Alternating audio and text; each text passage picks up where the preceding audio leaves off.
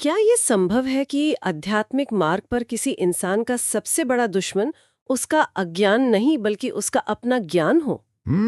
ये विचार सच में हमारी सामान्य सोच को पूरी तरह से पलट देता है। हाँ, क्योंकि हम अक्सर मानते हैं कि बस जानकारी मिल गई, ज्ञान हासिल कर लिया तो मंजिल तक पहुंचने की गारंटी पक्की है। बिल्कुल। लेकिन यही तो सबसे बड़ा भ्रम है। सही कहा।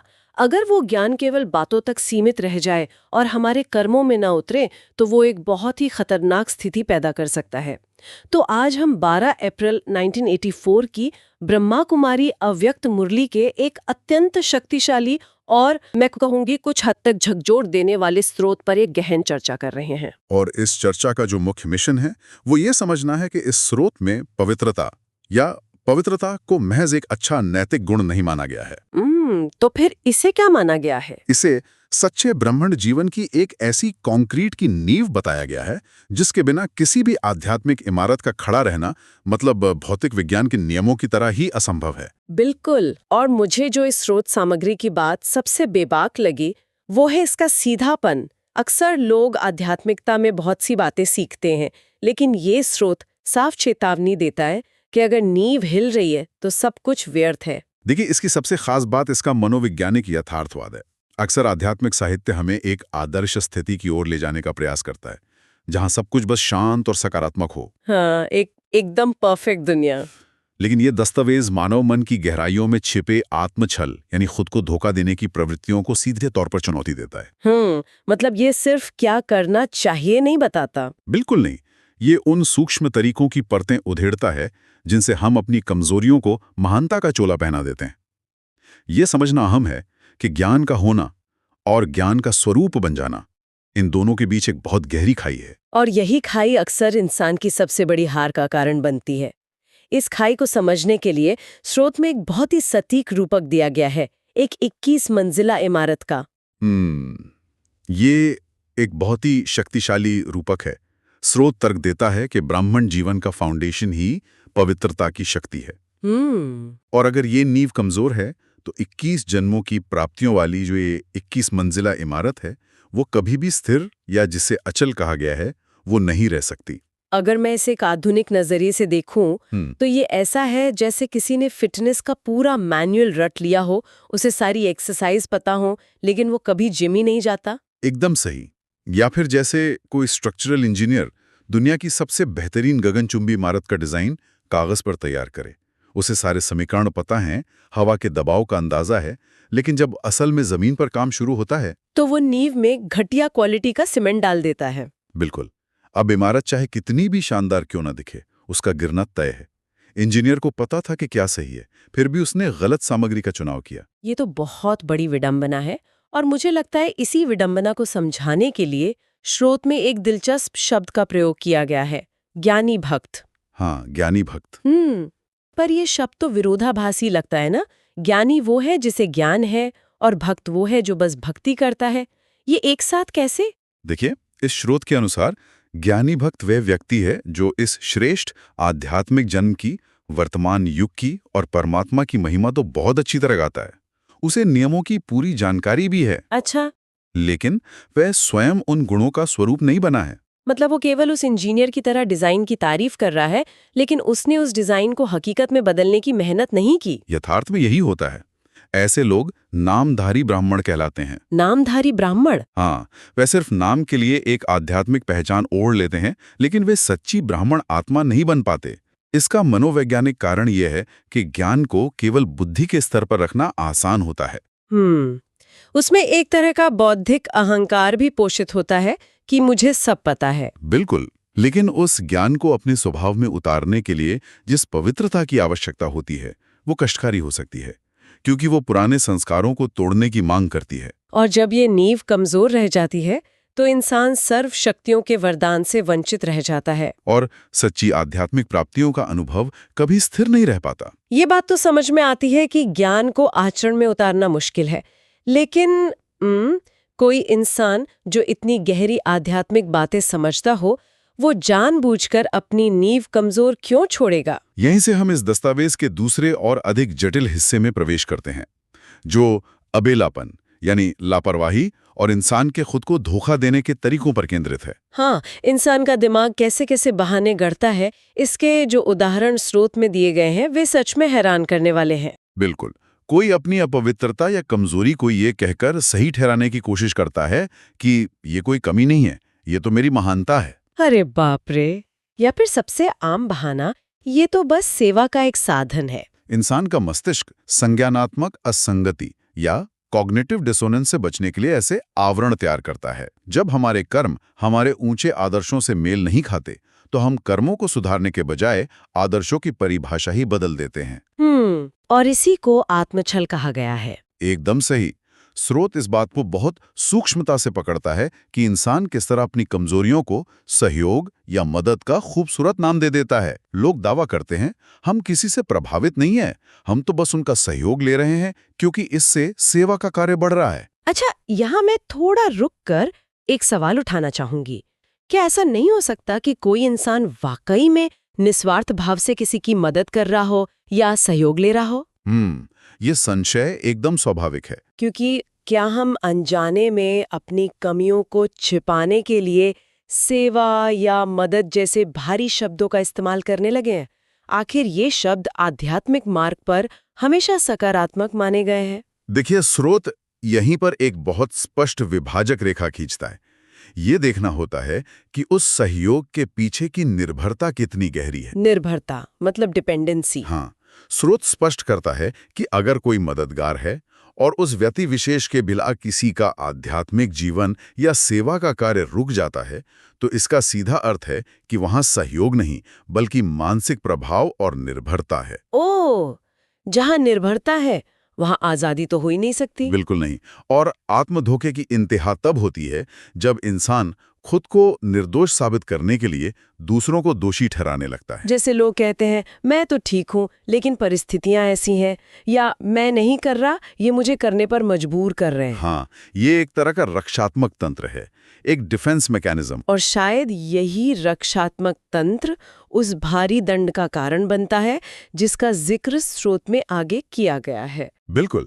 जब कोई ज्ञान होने के बावजूद इस माया के धोखे में आता है और परमात्मा को भूल जाता है, तो स्रोत धर्मराज के सिद्धांत को सामने लाता है। हाँ, मैंने पढ़ा।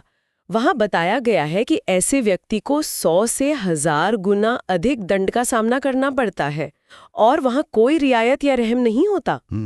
ये सुनने में काफी कठोर जरूर लगता है। बहुत कठोर लगता है। ऐसा क्यों है कि एक ज्ञानी को अज्ञानी की तुलना में इतना भारी परिणाम भुगतना पड़ता है? इसके पीछे का कारण कर्मों के विज्ञान और जिम्मेदारी में छिपा है। देखिए, जब कोई अज्ञानता में गलती करता है तो उसके पास ये तर्क होता है कि उसे सही मार्ग का पता ही नहीं था। उसे मालूम ही नहीं था। लेकिन जब एक ज्ञानी आत्मा जिसे सत्य का, पवित्रता के महत्व का और आत्मछल के परिणामों का पूरा भान है, वो जानबूझकर अपनी इच्छाओं की पूर्ति के लिए अलबेलेपन का शिकार होती है, तो वो एक सचेत अपराध है। मतलब ज्ञान के साथ जिम्मेदारी भी बहुत ज्यादा बढ़ जाती है। घातांकीय रूप से एक्सपोनेंशियली बढ़ जाती है। जहां पाप या अशुद्धि है, वहां परमात्मा की उपस्थिति असंभव है। ये एक अटल आध्यात्मिक नियम है। धर्मराज यहाँ कोई क्रोधी सत्ता नहीं है, बल्कि वो ब्रह्मांडीय न्याय का वो कठोर दर्पण है जो बिना किसी फिल्टर के सच्चाई को सामने रख देता है। ये एक बहुत ही तार्किक व्याख्या है कि ज्ञान जिम्मेदारी बढ़ाता है। अब अगर हम इस पूरी समस्या के मूल ट्रिगर की बात करें, तो ये आत्मछल और अलबेलेपन की शुरुआत आखिर होती कहाँ से है? इसका मूल कारण क्या है, यही पूछ रही है ना? हाँ, क्योंकि स्रोत का जो हिस्सा मुझे सबसे अधिक सोचने पर मजबूर करता है, वो है परमात्मा के प्रभाव से निकलकर किसी भी इंसान या मनुष्य आत्मा के प्रभाव में आ जाना। ये इंसान की सबसे बड़ी कमजोरी कैसे बन जाती है? इस प्रश्न का उत्तर कामना या इच्छा के सूक्ष्म मनोविज्ञान में है। स्रोत बहुत स्पष्ट रूप से कहता है कि किसी भी इंसान की पर्सनैलिटी, उसके व्यवहार या उसके गुणों से प्रभावित होना बिना किसी कामना के संभव ही नहीं है। अच्छा, बिना कामना के प्रभावित होना संभव नहीं? बिल्कुल नहीं। इंसान दूसरे इंसान की तरफ तभी आकर्षित होता है जब उसे अपने भीतर किसी खालीपन का एहसास होता है जिसे वो दूसरे के माध्यम से भरना चाहता है। जैसे वो खालीपन सम्मान पाने की इच्छा हो सकती है, किसी से भावनात्मक सहारा पाने की चाहत हो सकती है, या महज महत्व मिलने की भूख हो सकती है। ये काम विकार की, जिसे हम लस्ट कहते हैं, उसकी एक बिल्कुल नई और बेहद गहरी परिभाषा है। एकदम सही।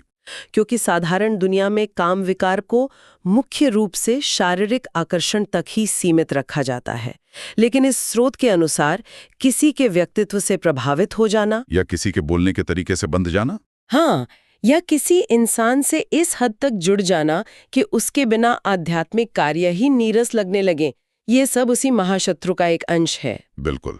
ये तो आध्यात्मिकता की कसौटी को एक अलग ही स्तर पर ले जाता है, जहां किसी की खूबियों की सराहना करना और उससे प्रभावित होने के बीच का धागा बहुत ही बारीक है। और शायद इस बारीक धागे को समझना ही असली साधना है, क्योंकि सराहना करने में एक दूरी और निष्पक्षता होती है, लेकिन प्रभावित होने में एक बंधन होता है। सही कहा। स्रोत के अनुसार कोई भी अल्पकाल की इच्छा जो किसी इंसान से जुड़ी है, वो एक मृग तृष्णा के समान है। मृग तृष्णा यानी मिराज? हाँ, जैसे रेगिस्तान में दूर से चमकती रेत पानी का भ्रम देती है और प्यासा हिरन उसकी तरफ भागता रहता है, वैसे ही ये इंसानी सहारे और प्रभाव केवल अल्पकालिक संतुष्टि का भ्रम देते हैं। और अंततः वे या तो धोखा देते हैं या गहरी मानसिक परेशानी का कारण बनते हैं। इसी संदर्भ में स्रोत में एक बहुत ही कड़ा नारा दिया गया है, काम विकार नर्क का द्वार। ये नारा स्पष्ट करता है कि जहां कामना है वहां पतन निश्चित है। इसका कोई मध्य मार्ग है ही नहीं। बिल्कुल नहीं, कोई मध्य मार्ग नहीं है। ये मृग तृष्णा अंततः आत्मा को उसके मूल उद्देश्य से भटकाकर एक अंतहीन चक्र में फंसा देती है, जहां इंसान हर बार नए सरोकारों में पुरानी ही इच्छाओं को खोजता रहता है। एकदम सत्य वचन। इसी कारण अल्पकालिक कामनाओं को एक धोखेबाज के रूप में पहचानने की आवश्यकता पर इतना जोर दिया गया है। जब तक इंसान दूसरे मनुष्यों से प्राप्त होने वाले अल्पकालिक सहारे को स्थायी सुख समझता रहेगा, वो इस मृग तृष्णा से बाहर आ ही नहीं सकता। तो अब यहाँ से चर्चा एक बहुत ही निर्णायक मोड़ पर पहुंचती है। समस्या तो स्पष्ट हो गई है, कामनाएं हमें भटकाती हैं, मानवीय प्रभाव हमें बांधते हैं और हमारा अपना दिमाग अलबेलेपन के जरिए हमें ही धोखा देता है। तो फिर इसका समाधान क्या है? हाँ, यही मेरा सवाल था। दिलचस्प बात यह है कि अक्सर जब हम आध्यात्मिकता की बात करते हैं तो हमारे दिमाग में करुणा, क्षमा, कोमलता और अत्यधिक शांति की छवि उभरती है। हाँ, आमतौर पर यही माना जाता है। लेकिन ये स्रोत सामग्री तो समाधान के रूप में कुछ बहुत ही उग्र रूप धारण करने की मांग कर रही है। यहाँ काली रूप या एक विकराल रूप का आह्वान किया गया है। आध्यात्मिकता में इतनी उग्रता की आवश्यकता आखिर क्यों है? देखिए, ये विरोधाभास केवल सतह पर है।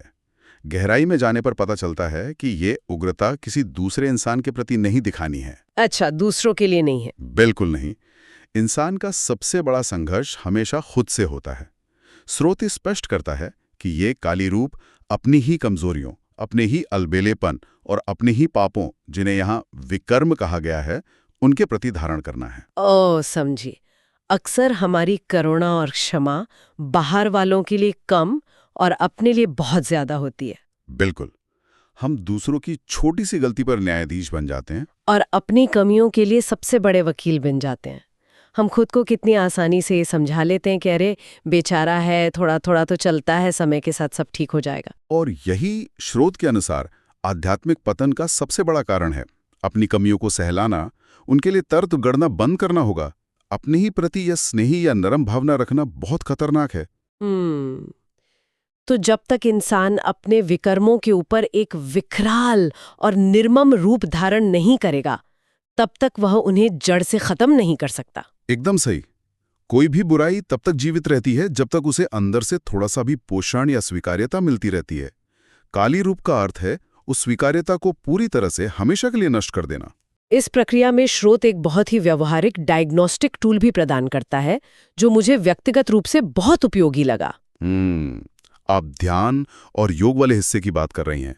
हाँ, अक्सर साधक यह शिकायत करते हैं कि उनका ध्यान या योग नहीं लग रहा है, मन भटक रहा है। तो स्रोत इसका एक बहुत ही सीधा और स्पष्ट कारण बताता है। बिल्कुल। वो स्पष्ट कारण ये है कि यदि योग नहीं लग रहा है तो ये इस बात का अकाट्य यानी पक्का प्रमाण है कि कोई ना कोई छिपा हुआ विकर्म, कोई पुराना पाप या कोई दबी हुई कमजोरी आत्मा को अपनी तरफ खींच रही है। ये निदान की सच में एक अचूक विधि है। मतलब अगर आप एक सच्ची ब्राह्मण आत्मा है और आपका परमात्मा के साथ योग न लगे, ऐसा तो संभव ही नहीं है। हाँ, यदि ध्यान एकाग्र नहीं हो पा रहा है तो इसका सीधा अर्थ है कि ऊर्जा कहीं और लीक हो रही है। कोई अदृश्य तार है जो आत्मा को अतीत या किसी मानवीय आकर्षण की ओर खींच रहा है। और जब तक इंसान उस तार को नहीं पहचानता और अपने उस काली रूप से उसे काट नहीं देता, तब तक वो कभी भी एक फरिश्ता नहीं बन सकता। फरिश्ता यानी एंजल। हाँ, फरिश्ता यानी वो जिसका पुरानी दुनिया, पुरानी कमजोरियों और पुराने बंधनों से कोई रिश्ता ही ना हो, जो पूरी तरह से हल्का हो। बिल्कुल। तो अगर हम इस पूरी गहन चर्चा को एक धागे में पिरोएं तो ये स्पष्ट होता है कि सच्ची पवित्रता केवल एक दिखावा या बाहरी आवरण नहीं है।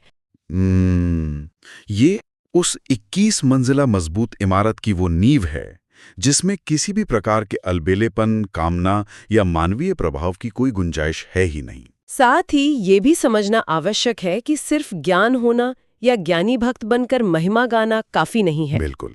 ज्ञान को जीवन में उतारना पड़ता है, खुद को दिए जाने वाले धोखे को पहचानना पड़ता है और अपनी ही कमजोरियों के लिए काली बनना पड़ता है। यही फरिश्ता बनने का एकमात्र मार्ग है। इस चर्चा ने निश्चित रूप से इस तथ्य को स्थापित किया है कि आध्यात्मिक जीवन की सबसे पहली शर्त दुनिया से नहीं बल्कि खुद से पूरी ईमानदारी है। ये ज्ञान केवल एक सिद्धांत नहीं है, बल्कि यह आत्मनिरीक्षण का एक बहुत ही व्यवहारिक और कड़ा पैमाना है। सही बात है। आप बाहर हर किसी को अपनी महानता का यकीन दिला सकते हैं, लेकिन अपनी आत्मा की उस नींव को नहीं छिपा सकते जिस पर आपकी असलियत टिकी है। बिल्कुल। खैर, इस गहरी चर्चा को हम यहीं विराम देते हैं, लेकिन इस स्रोत की नींव पर आधारित एक विचार है जो शायद सुनने वालों को आत्ममंथन पर मजबूर करे। वो क्या है? अगर हमारा ध्यान एकाग्र नहीं हो पा रहा है या मन अशांत है, तो शायद हमें ये सोचने की जरूरत है कि ऐसी कौन सी एक सूक्ष्म कामना या छिपा हुआ आकर्षण है जिसे हम अपनी जिंदगी में जरूरत या सेवा का नाम देकर पाल रहे हैं। क्या आज के इस युग में जहां हर तरफ नेटवर्किंग और कनेक्शन बनाने पर इतना जोर है, हम अनजाने में उन्हीं मृग तृष्णाओं में तो नहीं उलझ रहे? इस पर विचार करना शायद हमारे लिए अगला सबसे जरूरी कदम हो।